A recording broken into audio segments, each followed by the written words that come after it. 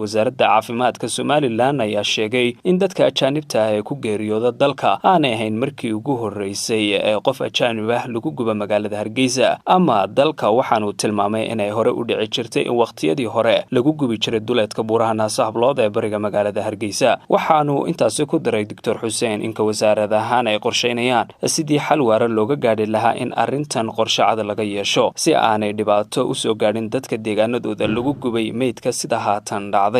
waxay sameeyeen waxa weeye wixii ay ku gubayeen iyo waxoodii oo dhan way wateen way gubeen qofkii hase ahaatee waxay kaga tageen wixii ay ku gubeen iyo dadka qaarna madax bay sheegayaan waxa kaloo la sheegayaa in maarta qaybo jirka ka mid ahina ay meeshii yaalaan hawshaasi hawl wasaaradda caafimaadka u taalla maaha laakiin dawladda hoose ayaa lala hadlay waxa la yidhi meesha alaabta laga hagaajiyo maantadan imakadan aynu taaganahayna meesha waa la kala ergareeyay wax dhiboo ka taagana ma jirto taasi waa taa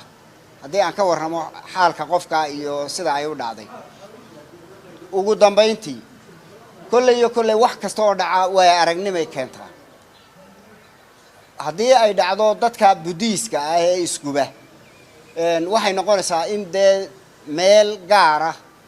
oo sharciyeysan Hargeysa waligeedba waa lagu gubi jiray beeniyaalada